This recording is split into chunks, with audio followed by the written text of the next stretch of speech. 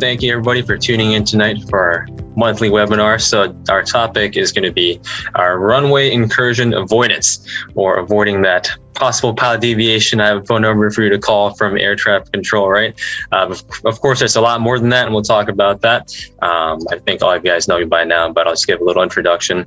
My name is Wesley Chin. I'm a CFI at the Princeton Flying School. I've been teaching here since October of 2020. I'm also a homegrown aviator, so I did all my ratings here, private through CFI at Princeton.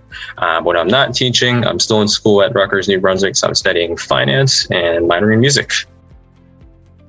All right, so before I start talking and everything, I have a video here. There's going to be a couple other ones in the presentation to show. But let me make sure the sound is sharing. All right. So probably some of you guys know this YouTube channel. There's a guy, Bass Aviation. He uploads a lot of like ATC audio recordings and overlays the radar screen and whatnot. And this one here is of a runway incursion that occurred at JFK a couple years ago. It actually involving a Delta 757 and something else that was crossing the runway. I'll let the video play for a little bit, and then we can talk a little bit afterwards about what happened. All right, can you guys hear the audio here?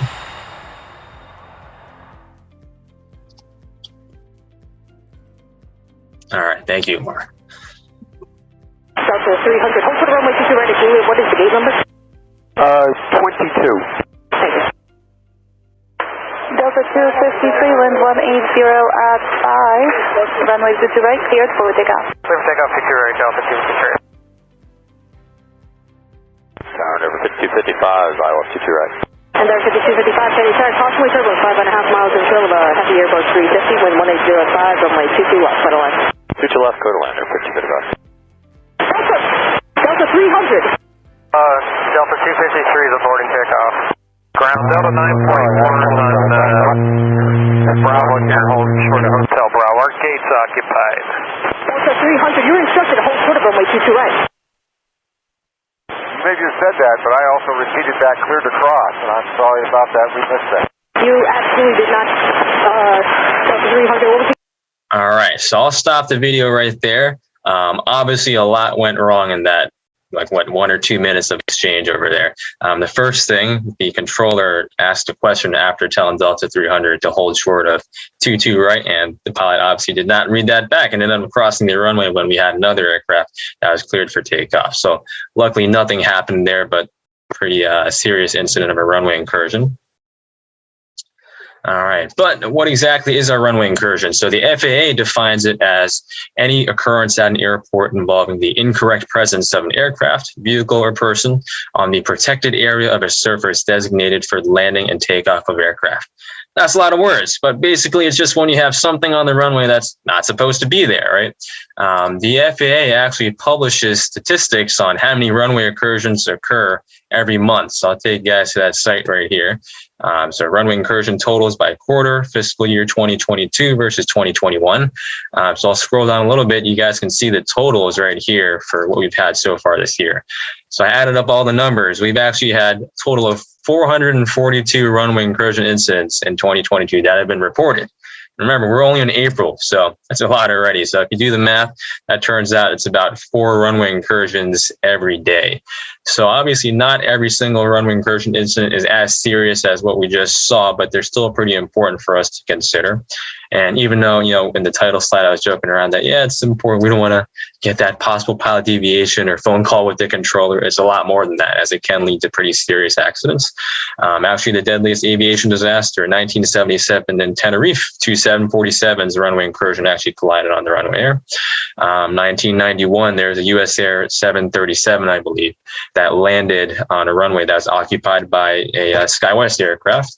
And then probably more recently, some of you guys have heard of this, Harrison Ford landed on a taxiway instead of the runway and flew right over an airliner at John Wayne Airport. So stuff happens. And obviously our job as pilots is to be familiar with different techniques and concepts that we can use to increase safety and efficiency of aircraft movement on the surface so we can help do our part to avoid runway incursion incidents. All right, so in terms of what we're going to talk about, we're going to start off with tips and concepts of avoid an incursion from taking place during the pre-flight planning and taxiing. We'll go to takeoff, then landing and rollout. Then I'll talk about a couple of differences with towered airports and non-towered airports. And we'll especially focus on non-towered, as there's many situations where we could have an incursion taking place. We're also at Princeton, right? And then I'll wrap it up with exterior lighting and night operations before we go into any Q&A. All right, so we'll start off here, pre-flight planning and taxiing. So we all know this, that many years air traffic has been increasing, right? So that means runway incursions have also been on the rise. More air traffic means bigger airports, and that also means more complex runway and taxiway layouts. Fortunately, at Princeton, it's not a huge deal. We just have very few taxiways, but if you're flying into a Class Charlie or Bravo airport, that's something you have to pay attention to. And when you're operating in these more complex runway and taxiway layouts and environments, obviously the potential for incursion is more hazardous. So starting with the pre-flight planning process, 91-103, that lists out what we're legally obligated to do before we fly the airplane, right? NW craft is a good acronym for that. But the first letter, N, is for NOTAMs. So we've got to check our NOTAMs for the departures and destination airports. So we want to be looking for any runway or taxiway closures. So in other words, always make sure you're doing your briefings. You also want to have a current copy of the airport diagram with you, whether that's electronic and or printed. So obviously at Princeton, we're not a towered airport and the FAA does not publish an airport diagram for us. But if you're using ForeFlight, for example, they actually generate their own airport diagrams for all airports. So you'll see that Princeton actually has one that they create. You know, not all the taxiways are labeled, but you do see the runway and taxiway layouts. That is very helpful for maintaining situational awareness at a non-towered airport. And what you can do once you have that airport diagram, if you know what the winds are or even the expected runway and know where you are, try to review your expected taxi routes beforehand. So what I'll do with my students, if I'm going to a towered airport, we'll sit down beforehand and take a look at what runways in use, and we'll kind of consider where we're going to get off, what taxiways will take me back to the runway or wherever I need to go. It's a really good idea to brief all that stuff on the ground if you're able to. So when you're taxiing an airplane, we want to make sure that our workload is at a minimum, and all that we're doing while taxiing is taxiing the airplane. So that means completing any pre-taxi checklists or data entries, such as putting your destination to the GPS, typing that in, or putting your frequency in for approach in the standby. All of that should be done prior to taxi when the aircraft is fully stopped. So basically any heads down activities, again, whether that's data entry or looking down at your iPad to do something, you want to make sure you're not doing that while taxiing, and you can focus on looking outside and make sure you're staying on the taxiway and not getting onto a runway or the wrong taxiway, for example. Another idea that we like to talk about is something called Sterile Cockpit, and this is actually something that comes from the airlines, but it's beneficial for all kinds of flying. It's basically saying that we should avoid any non-essential activities during critical phases of flight, such as that taxi, takeoff, and landing, right? Because again, when we're taxiing, we only want to be focused on taxiing and, of course, any air traffic control instructions if I'm at a towered airport. So that means, right, no cell phones or trying to get your Spotify playlist on or talking to your passengers, anything like that. You want to make sure you're doing that beforehand when the airplane stops. If I am operating at a towered airport, though, before I even press the push dock button to the ground controller to request taxi instructions, I'm going to have my pen and paper ready to copy down whatever it is.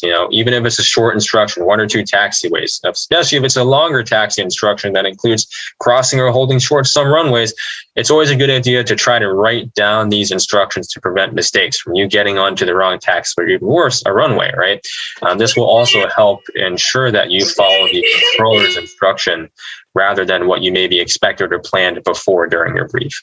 What you want to do after you get that instruction and read it back to the controller, hopefully correctly, review the route on your airport diagram and make sure it actually makes sense. And we'll talk about another example of that later, but review the route, draw it out with your finger, or even if you're using ForeFlight, you can highlight the route on the screen to make sure you know where you're going, especially if you've got like a geo-reference plate. But if you're ever unsure about any kind of instruction, not just a taxi clearance, anything from ATC, ask if you're unsure. That's going to be a theme throughout this presentation. It never hurts to double check or ask the controller again. If it's a more complex airport and you're not too familiar with what's going on, you can request what we call a progressive taxi. It's kind of a little bit pain for a controller, but it's basically step-by-step instructions from the controller telling you exactly where to turn and stop. But it is a safe option you can exercise if you're not familiar with the airport and it's like a long taxi route. All right, so this is a pretty big topic nowadays, especially on check rides. They like to have a conversation about this, something we call hotspots.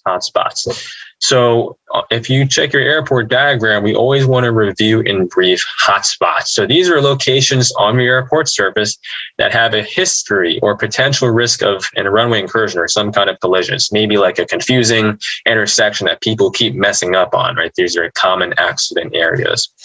So what I'm going to do, I'll just show you guys this picture on the bottom here. It's kind of just a little snippet of an airport diagram. There's these little boxes, HS1, HS2, HS4. Those are hotspots labeled on the airport diagram. So I am going to open up the chart supplement right here for the Northeast. Got this tab open. I'm going to pull up Reading Airport. That's 673. Here we go. So here's Reading. So here's the airport diagram. You've got your runways and different taxiways, but there's 4 different hotspots that the FAA has identified and labeled for us. 1, 2, 3, and 4. So if I'm getting my taxi instruction and I notice that, all right, I'm going to probably go through one of these hotspots, I want to pay extra attention and be careful here. What they also do for us, not a lot of people know this, there's a section in the chart supplement that describes these hotspots in more detail. So I'm going to open up that page here. It comes right before all the airport diagrams, and it tells us right on the top. An airport surface hotspot is a location on an aerodrome movement area with a history or potential risk of collision or runway incursion, and where heightened attention by pilots is necessary. And they sort it out by the states. So I'm going to go to Pennsylvania here, and we should find Reading. And right here, they actually describe for you each one of those hotspots that's labeled on the airport diagram. So for example, hotspot 1, why is this confusing? It's hold lines on taxiway Bravo for runway 31 and runway 36 can be confusing due to close proximity. So if I open up the airport diagram again, let's take a look. Here's hotspot 1. So they're basically telling us, look, there's 2 hold short lines that are right next to each other. So you want to be extra careful as you don't want to be lining up on the wrong runway, for example.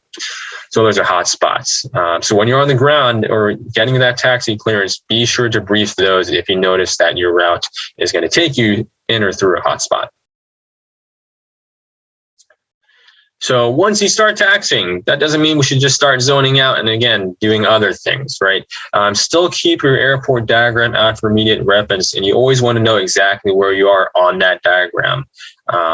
Also listen to the frequency, don't zone it on the radios. You can listen to everyone else on the frequency and the instructions they're being given, so you can kind of develop a mental picture of where everybody else is in relation to you to help with that situational awareness. If you've got ForeFlight, I think one of the more advanced subscriptions, Pro Plus, you can also get geo-reference airport diagrams like what you have on this picture on the left side. So as you pull out the plate, you'll actually see where you are on the airport diagram. So that can additionally help you make sure that you're not getting onto the wrong taxiway or the wrong runway. If you're using that, does not mean you should just totally zone out though. Still listen to that frequency and still keep it out and know exactly where you are all the time. Occasionally, there can also be another aircraft on the frequency with a similar call sign. Maybe you're at Northeast Philly, you're an 8 Mike Charlie, and you're holding short of the runway and you hear, I don't know, citation 167 Mike Charlie is on short final and getting a landing clearance, right? In that case, it's pretty hard to execute the wrong instructions since you guys are in different phases of flight. But if you guys are the same, you want to make sure that you're not accidentally executing an instruction that was meant for the other aircraft, right? So be especially careful if there's a similar call sign on frequency. Sometimes the controller will actually make a note of that and reach out to both aircraft to let them know to pay extra attention. But again, if you're not sure of who the radio call or instruction is for, don't be afraid to ask again to clarify. So always ask if you're unsure. That's going to be, again, a huge message whenever you're talking to a controller. All right, so got another video for you guys here. I'm going to make sure the sound is shared. So from the same channel, same kind of deal. This was a runway incursion that occurred at Chicago Midway. I'm sure you can kind of see from this thumbnail of the airport diagram. This is a pretty confusing airport. They've got a bunch of different runways here. They're intersecting, and what happens is there's actually two aircraft, both airliners with similar call signs, lined up on intersecting runways, and one of them received the takeoff clearance, but they actually both read it back. Fortunately, nothing happened, but I'm going to play the video here so you guys can see what happened.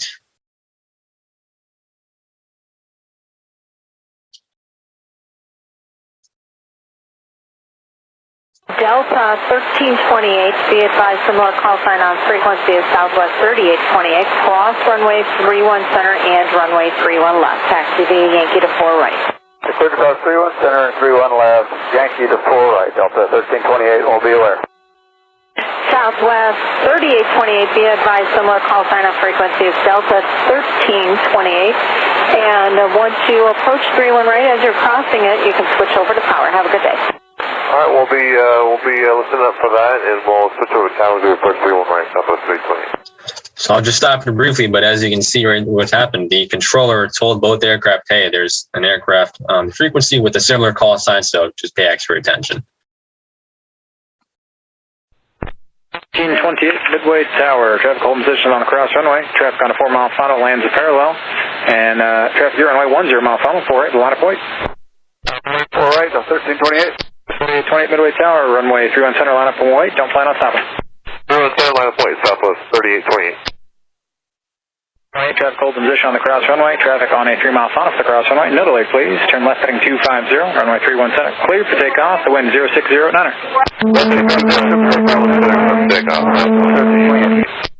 Two call 1 South 3828, verify no delay, left to 250, 31 center, clear for takeoff.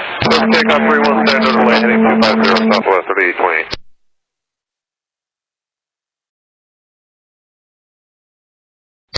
Stop. 1328, reporting. Wait, stopping. Make the right turn onto taxiway Delta. Right turn to Delta, hold short runway 4 right. Hold short 4 right, Southwest 3828. Keep answering for each other. It's Southwest 3828 and Delta 1328. Southwest 3828, make the right turn onto Golf, back taxi runway 31 center. Right turn on Golf, back taxi 31 center, we're going to need a second on the taxiway. All right, so I'll stop the video there. So again, a lot of things went wrong in that couple minutes. So even though both aircraft were aware that there was another aircraft with a similar call sign on the frequency, they both kept reading back the instructions for each other, which was the takeoff clearance. Fortunately, they both stopped. But I also think that the controller was kind of clipping off the Delta or Southwest in the beginning, so that also made it tough to figure out who it was for. So I think all parties could have, I guess, paid extra attention and be more careful in that situation. So the last thing I'll talk about with taxiing and on the airport surface, low visibility situation. So for us, we're probably all flying VFR, but if you're IFR and you're in low visibility situations, there are many different tools available to you to avoid an incursion from taking place. So we already talked about having that airport diagram out, and if you've got a FlightPro Pro Plus, geo-referenced, even better.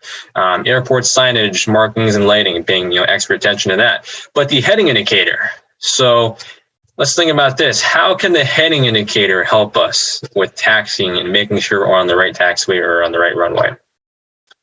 So if you guys want to unmute, we can do that. And if not, I'll explain afterwards. All right. Well, it seems no one knows how the heading indicator can help. But what I'm going to do is pull up an airport diagram. Oh, let's see, John. Do you know? No, I mean, you expect your heading indicator to be aligned with the runway you think you're on. Yeah, exactly right. Going to do something drastic.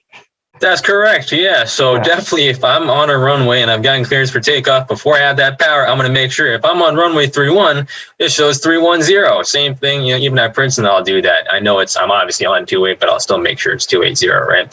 But it can also be applied to taxiing. So if I look at, let's see, here's the airport diagram for Reading again. So maybe I'm supposed to be on taxiway Bravo, and I accidentally got onto taxiway Delta and I see a runway in front of me.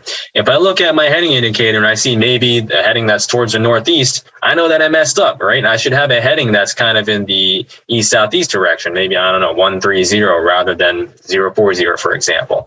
So you can always use that to help you orient yourself, even on the ground. It's a very useful tool. And just like John said, especially on the runway, that is something I'm going to bring up later. Make sure that your compass heading matches the runway you're on. Awesome. All right. So that concludes that section. So we're going to move on to talking about takeoff. So this is actually the most important because most runway incursion incidents occur during when we're taxiing onto the runway for takeoff. Obviously, in the background, I've got a picture of your hold short lines, which is going to be an important concept, hopefully a review for all of you guys. So hold short lines, what are these exactly? So these indicate where you're supposed to stop when approaching a runway. It's your boundary between the runway and the taxiway, right? So an unauthorized crossing of any hold short line means you're entering the runway, so that could cause a possible incursion with another aircraft taking off or landing. And since we're talking about runways now, this is a lot more dangerous because there's higher speeds associated with takeoffs and landings. All right, let me see that message in the chat. Okay, is the audio slightly corrupted right now, or is it okay? It should be okay as I'm in a wired connection, but let me know if it gets choppy again. Okay. So I'll continue here with talking about hold short lines, but hopefully, again, this is a review for everybody else. So if you're approaching hold lines from the dash side, so that means you're coming off of a runway, you can cross without a clearance, and you want to make sure you're stopped once you're fully past the solid side. If you're coming from the opposite side, though, if you're approaching from the solid side, you want to make sure you do not cross without a clearance, because this probably means you're on a taxiway. So it's always important to remember, all runways require a clearance to enter or cross. So if you arrive at a hold short line while taxiing and you don't have a clearance, you've got to stop and request clearance. Or if you're unsure, maybe even you write it back, you hold short of runway 22 in the clearance and you arrive and you forget. Don't assume or do anything, right? It's always okay to double check with the controller and ask if you're unsure. It doesn't make you look bad to, double check. All right, so here's another concept that not too many people are super familiar with. And we don't see these too often nearby, but something called ILS Critical Areas. So they're denoted by this marking over here. I'm not really sure how to describe it. It kind of looks similar to the old short line, though. But we have to stop before an ILS critical area only if we're instructed to by the controller. Otherwise, if we enter that boundary, we're going to interfere with the ILS signal for an aircraft that's on the approach, right? That's why they'll tell us to hold short of that. And once that aircraft on the approach is clear or on the ground and everything, then the controller will allow you to cross the ILS critical area and continue to get to where you need to be. Some non-towered airports also have instrument approach procedures that are ILS approaches, right?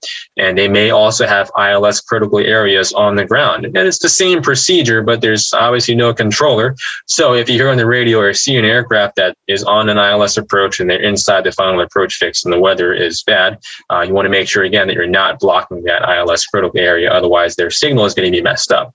And again, we don't have this at Princeton or anything nearby that I know about, at least, but it's still pretty important to understand what this is in case you encounter it. But again, if you don't know what's going on, if you're unsure, ask the controller. All right, so going on to the takeoff. We can only enter that runway and takeoff if we hear the words cleared for takeoff and the right runway, right? If we hear line up to wait, that's totally different. Yeah, you can enter the runway now and hold position though, so you cannot begin your takeoff. Something else, remember that the air traffic controller is also a human. It's not a computer giving out these instructions. So don't solely rely on them when you just start going onto the runway. Still look on both sides, just like you should be doing at a non-towered airport before you get onto the runway. And additionally, if you've got ADS-B traffic, maybe on the GPS, or you've got Stratus or Sentry hooked up to your iPad, and you can see everybody else in the pattern and everything, you want to make sure you're not only relying on that. There's no excuse for not looking outside, just to the right to make sure that, all right, there's no one else on final about to land the airplane on the same runway I'm about to go on. And last concept here with takeoff, something else that we encounter sometimes at towered airports, intersection departures. So sometimes they're doing construction on the airport and maybe they have to close a part of the taxiways or some part of the runway. We can't use the entire length of the runway for takeoff. In these instances, the controller can assign what we call an intersection departure rather than using the full length of the runway. And they'll tell that to you in your takeoff clearance readback, and you also want to make that clear and read it back. This is what John was bringing up before, and it's especially important when we are at an intersection departure. We always want to double check your compass heading prior to takeoff to make sure you're aligned with the correct runway. So, for example, if I'm clear for takeoff on 31 at Juliet at Reading, I want to make sure I see 310 on my compass before I start adding that power. And this is actually what's going on right now, at least as a couple of weeks ago, they were doing some construction. And this area, I guess it was from Juliet Bravo over here, was all closed. So they're having aircraft take off 31 at Delta, so going this way. So only more than enough room for us, obviously. But if I'm making a 180 and taxiing back onto this runway, I want to make sure that I'm going the right way. And if I don't, then I can tell with that compass heading, it should not be saying 130, right? That would be the opposite. All right, very good. So another point where a lot of people get confused and an incursion could take place is during the landing and rollout phase. So if it's possible to brief the situation on the ground, like we were talking about earlier about what the expected runway is and then the expected taxiways, that's great. But even in the air, after you pick up the information via the ATIS, you still want to brief that situation. Know where you're expecting to stop and vacate the runway, what taxiways are open and closed and you're probably going to use, and any potential hotspots, right? If you see hotspots on that airport diagram, brief those and check those beforehand. Or maybe if you're landing on the runway and you notice that it could possibly cross or approach another runway. Be careful about that. If you're a student pilot, you don't have to worry about the land and hold short, but maybe that's something you could get as well. But the general rule is once you land the airplane, we want to clear that runway at the first available taxiway, not a runway. You don't want to stop either. That doesn't mean we've got to force the first taxiway, right? We don't want to exit at high speed and skid off the runway. Taxi slow, that's okay. And after you land the airplane, again, we've already talked about this, though, you want to make sure that your entire aircraft, including the tail section, has crossed over the whole short line. A lot of times we don't do that. Even at Princeton, we'll get off, we stop the airplane, start the checklist, but half the airplane is still hanging over the whole short, and we're technically still on the runway, right? Additionally, anything that's not essential, whether that's communications or doing a checklist, you want to make sure you're not doing that until you're stopped and clear of the runway. A lot of us will have habits, we'll put up the flaps, get the lights off as we're taxiing off the runway. I know it's an easy checklist, but you really want to make sure you are clear of the runway and completely stopped until you try to do those tasks. All right, so we'll go into towered versus non-towered airports. So not too much with the towered stuff. We'll get started with that. So it's pretty much the same things where you still want to engage in all the route planning and the pre-flight process, checking your airport diagram, look at your hotspots. But the most important thing we can do at a towered airport is when you're communicating with the controller, use standard phraseology so you guys both know exactly what is going on. Sometimes, yes, plain English is needed to get the word across. But a lot of times, cleared for takeoff, that's standard phraseology that you want to make sure you're repeating. But if you have to make an initial call to the controller or to initiate a conversation, we use those 4 W's. I did a webinar a while ago on radio communications if you want to look more into that. But it's basically who you are, whom you're talking to, where you are on the airport, and what you want. So those are the 4 W's. So maybe Trenton Tower, Skyhawk 2908 Mike Charlie is 10 miles north of the field inbound for 28 or whatever the runway is 24. When you're communicating with the controller, don't perform any non-essential tasks. Same things like we've been talking about. And if you expect a long instruction, especially like a taxi instruction, be ready to copy that down. You want to get in that habit of, if you're maybe jotting it down on an iPad or a pen and paper, be ready to copy stuff down like a taxi instruction before you even press the push to talk button. And as we should know, we always have to read back a clearance. So again, you need a clearance to enter a runway or cross the solid side of a hold line, or basically get onto the runway, right? And you always need a clearance before takeoff and before landing. You've got to repeat that back as well. All right, so non-towered airports, this is what we want to focus on, especially since we're all operating out of Princeton, right? A lot of different things to consider as we can have incursions pretty often taking place. All right, so the first thing, this is in the air, but it still applies to us. We want to be familiar with the local traffic pattern direction and the pattern altitude. You know, do we have left or right pattern? What does RP star mean on the sectional? Or is our pattern altitude actually 1,000 feet above the ground level? Something else to consider. Everyone likes to fly when it's 000 at 00 knots in the METAR, when it's calm wind, right? This creates a problem sometimes. Is you may have guys operating on more than one runway, or even the opposite runway if you've got one runway. So some airports nearby, Orange County, New York, Millville, Monmouth Executive, Ocean County.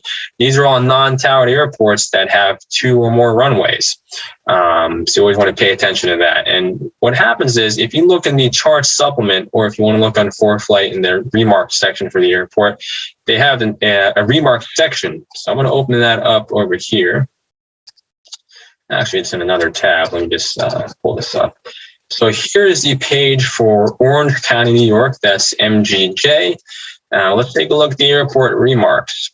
Some airports actually have a designated calm wind runway. So this is something that's pretty important to take a look at if you see that the weather's going to be pretty calm. So right here at Orange County, when it's calm wind, they try to use runway 4.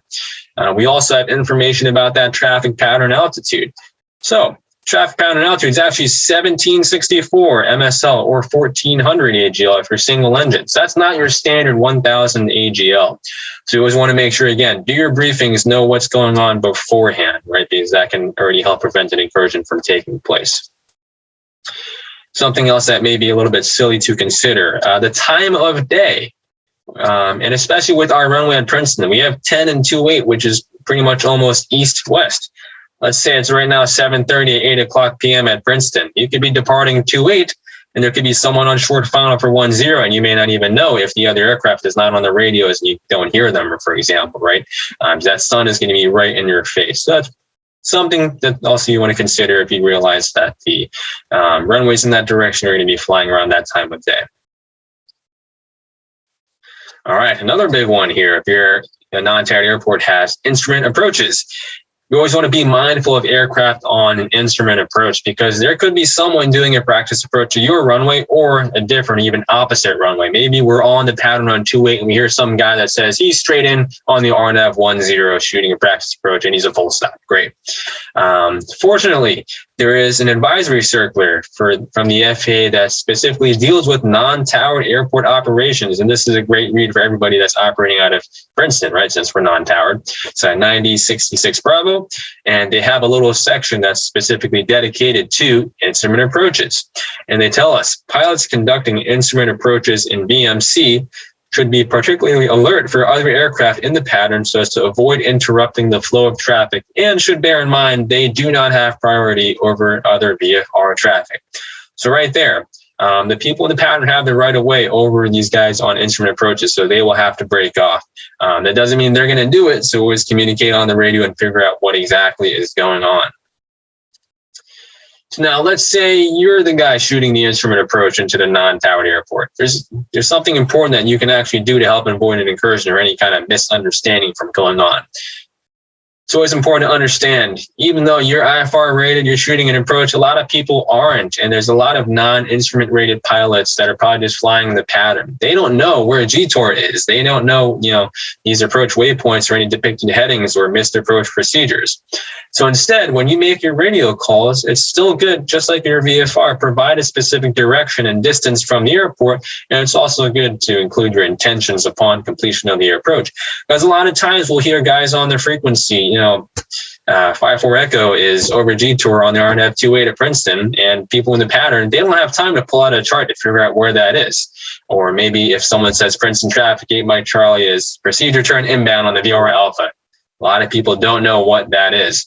So instead, give the direction and distance. Princeton traffic, Cessna 8 Mike Charlie is 10 miles north inbound on the VOR Alpha approach, low approach only. And maybe when you get closer, you can talk about how you're going to join the pattern or where you're going to go afterwards. Just, be clear on the radio. That's the whole gist. All right. Same thing with maintaining situational awareness at a non-towered airport. Just like you're doing at a towered airport, you always want to know where you are and where other aircraft are at all times, whether that's on the ground and also on the air. And communicate on the CTAF. We have radios for a reason, right? We want to use them. So again, that means listening for everybody else, make a mental note of where they are, because just like we were talking about, there could be someone that's been calling, they're on left base for 10 when you're holding short of 28 and ready to go. And you wouldn't know that if you're not paying attention actively to the CTAF. And when you're departing, it's always important to remember not all aircraft are radio equipped. Maybe they are radio equipped and they have an emergency. You know, their altimeter failed, they've got no more radios and they're just flying in kind of blind now.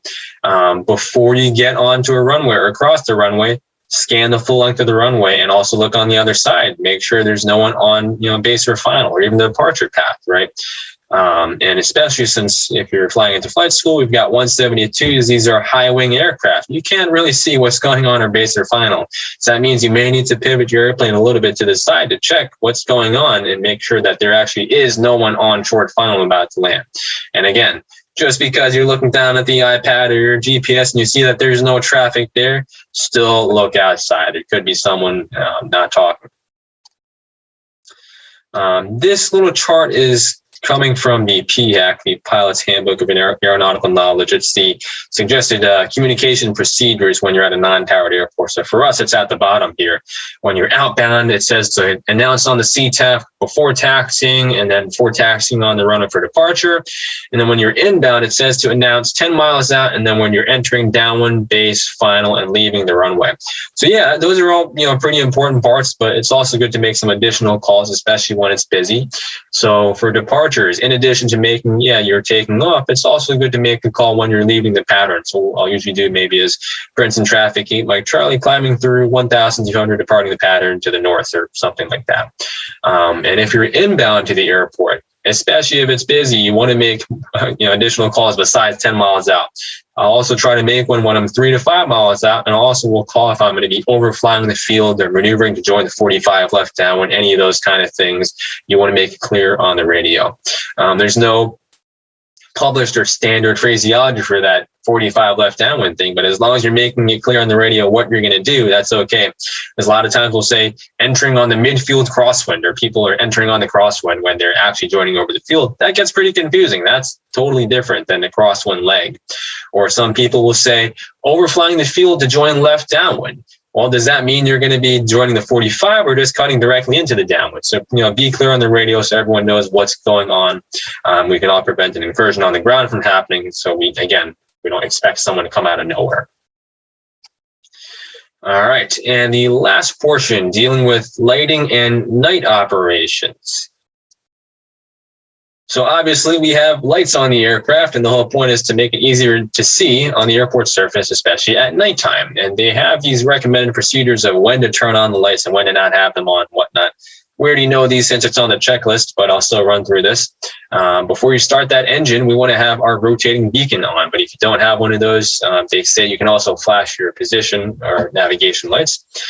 Before you taxi, make sure you have your taxi light on. But at nighttime, you also want to turn your nav light on, right? That's the position lights, the red on the left side, green on the right side, and white on the tail. This is especially useful at nighttime, as you can tell if someone ahead of you maybe is going away from you or coming straight at you based on where the lights are, right? And if you're operating, close to another aircraft, be considerate to those pilots. Turn off the taxi, or if you have a landing light on, turn that light off as well so you don't blind them.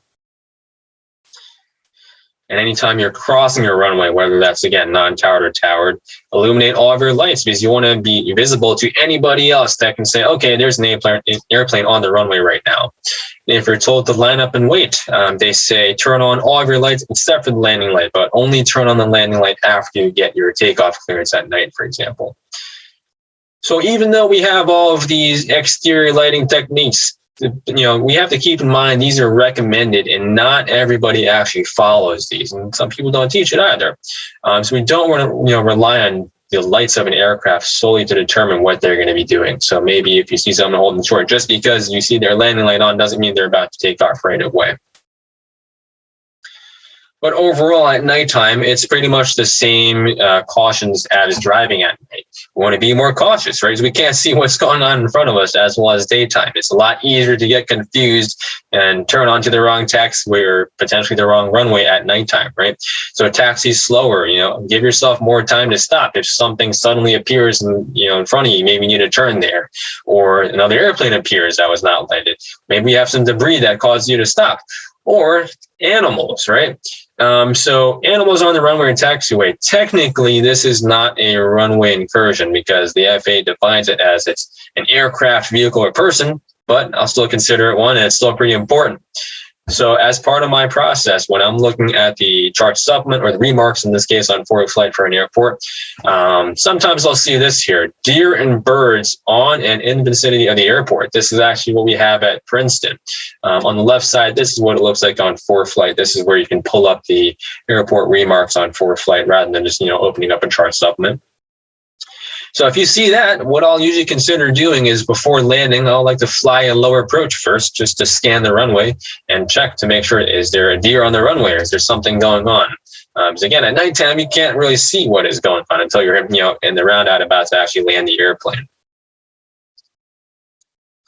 And of course, we want to pay attention to all the airport markings and lightings, especially hold short lines. Don't accidentally enter a runway, right? Some airports have more sophisticated lighting systems, and they could have lighting for your hold short lines, but some don't have that. So you, again, don't only rely on the lights to see what's going on.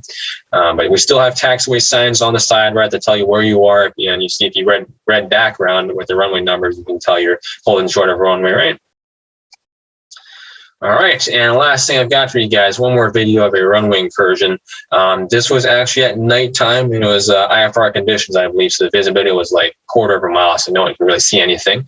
And this was at Providence, Rhode Island, and it was involving a United, I think it was also a 757 that got onto the wrong taxiway at nighttime and got onto a runway while someone else was taking off. So there's a lot of takeaways from this, and we're going to talk about it afterwards. But let me just make sure the screen. All right, we're sharing sound, so I'll start this. It's a little bit of an older video, so the quality is not great, but I should be able to make it out still. Yeah, 1448, what's your position? And we're clear of the runway on November by Bravo, United 1448. United 1448, thank you. Taxi to the ramp. Your taxi is November and Tango, report crossing runway 16. Okay, November, Tango will report crossing runway 16 on the 1448. Ground answer 2998 is home short of United FedEx. Answer 2998, thank you. FedEx 1662, runway 5 right, fly runway heading, cleared for takeoff. Runway heading, clear for takeoff, 5 right, FedEx 1662. Now 1448 is on November by the runways here. We don't see the, we're here across straight ahead on November. United 1448, affirmative, cross runway 16, join taxiway November Tango on the other side. November Tango on the other side, United 1448. And United 1448, we're approaching Kilo here.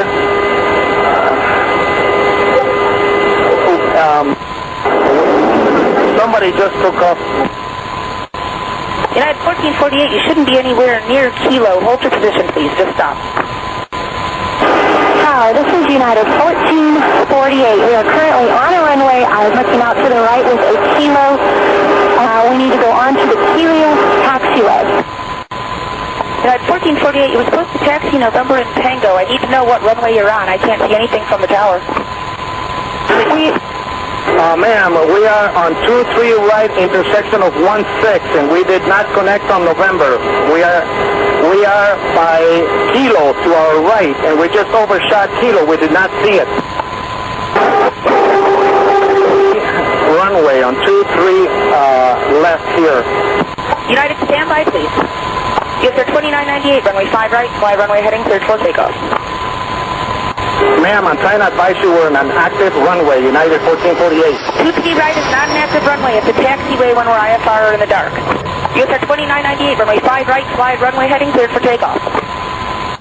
Tower, US 2998, so we figure out what's going on down there. We're just going to stay clear of all runways.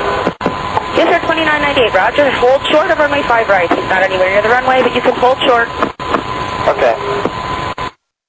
right. So a lot of stuff happened in that one as well. We're just going to overview what's happened. So the United aircraft took a wrong turn and ended up holding short of a different runway and kept trying to tell the controller that was the case. But the controller was kind of dismissing that and thought they were somewhere else, as they also reported there was someone else. But I guess the hero of this situation was that U.S. Air aircraft that was also holding short of 5 right in this case.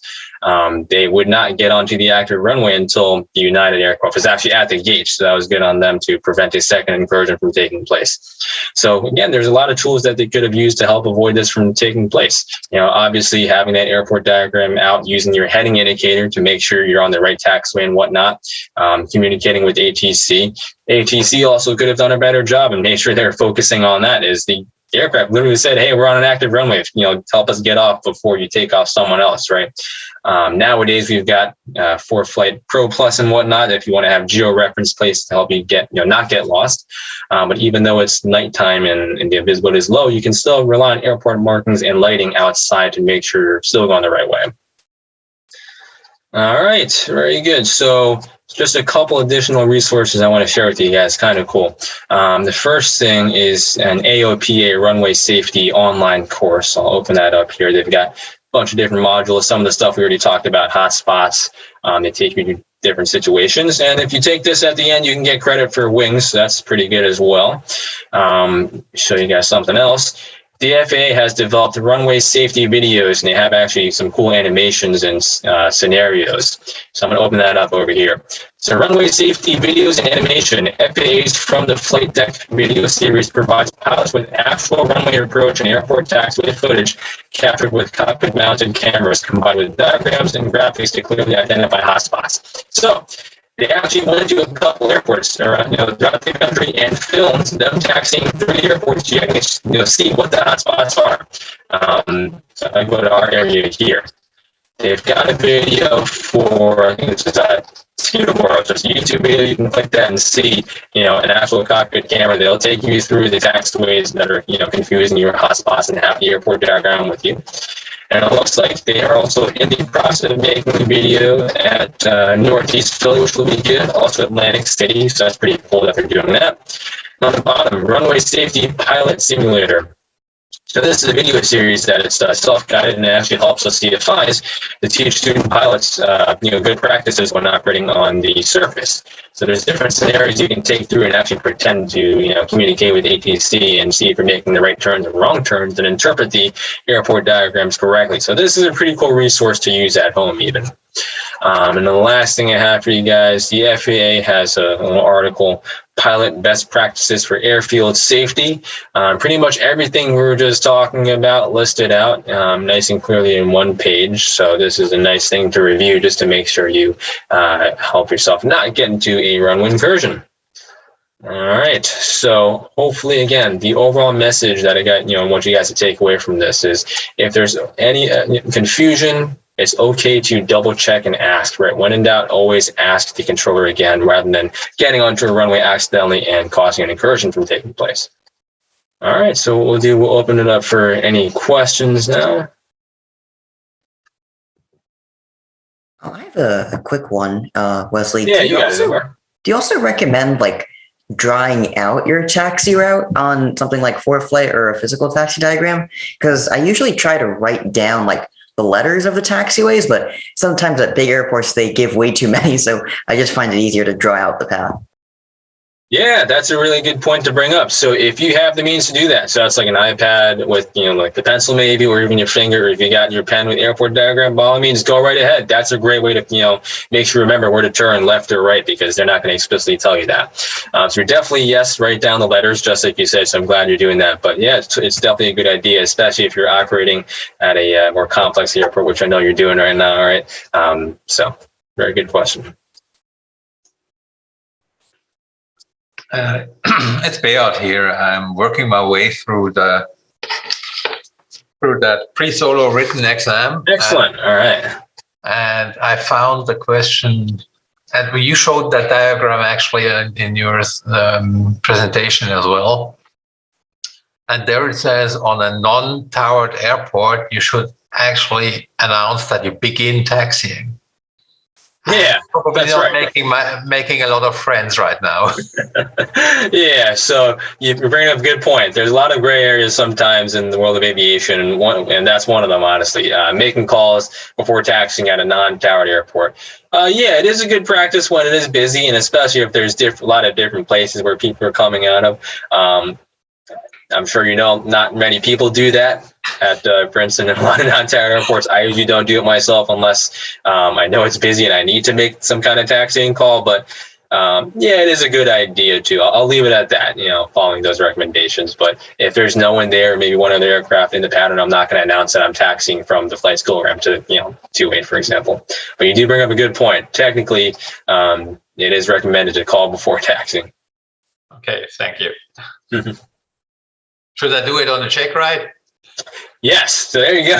That's where, honestly, that's actually what I'll tell my students. I usually don't do it, but for the check ride, taxi briefing and make a call on the frequency that you're taxing, definitely, and taxi extremely slow. Thank you. You got it. Also, you can tie it into your radio check call. Yeah, there you go. That's a good point as well. Yeah, and I didn't think about that. Yeah, after you call your radio check, you can say thank you and also your taxi call. Yeah. That's a good way to do it. Yeah. Yeah, the non-towered procedure is weird because technically we don't have to make any calls at all, but it's not a good idea to do that, obviously, right? So you have some people making, like if you're flying at Monmouth, BLM, right? There's a lot of jets going in there. So pretty often you'll hear guys that are calling, they're like in a citation or leader that they're 80 miles to the south and inbound. I mean, we don't really care about that. There's, whatever. But yeah, technically there's no, I guess, right way, but they do have recommended procedures of what to do. All right. Well, if we don't have any more questions, if you guys want to leave them in the chat, we can do that as well. I'll leave it at this as well. If you guys got any suggestions for topics of stuff you guys want to hear, definitely email the airport or let us know directly and we'll make it happen. Let me see if Gabrielle is here. I'll give her a text. Okay, so you just said I'm not going to be on at the end. All right, so I guess we'll wrap it up at that then. But yeah, if you guys have any other questions, feel free to unmute the mic or leave it in the chat. Or if you guys want to send an email or anything like that, we can figure it out. But hopefully this was an informative presentation. Runway incursions are weird. It's like it usually isn't something I think about too much when operating, but it is important. There are a lot of things to consider as it can lead to some pretty serious stuff. All right, very good. So thank you everybody for joining us tonight. Much appreciated. But yeah, if you guys got any other suggestions, let us know. We'll make it happen. All right. Have a good night, everybody. Yeah. Thanks so much, Wesley. Thanks, Wesley. Of course. See you guys soon. Have a good night. Thank you very much, Leslie. You guys. Thanks, Wesley. Yeah. You got it. Of course. Thank you, sir. Yeah. Hey, good to see you, Tom. Thank you very much. Yeah, I'm sorry. I tried to ask a question, but I was. Oh, okay. Yeah. What's up? No, I'm just basically that. I'm sorry. I'm not even hold anybody off. Just besides the incursion, the talks. No. I guess everybody should really look outside. Yeah, that's exactly right. There's no excuse for not looking outside. A lot of people just get caught up too much inside at their fancy avionics, looking at that big screen. I see traffic there. No, man, just look outside. That's exactly right. Look outside. That's all there is to it, right? That really is all there is to it. That solves a lot of the problems. That's what I wanted to make a comment. Obviously, it's easier now to talk, but at the moment, right. You can't rely on just the GPS or the instruments in front of you. Yeah, that's exactly right. Yeah, you bring up a great point. Look around. Right. Awesome.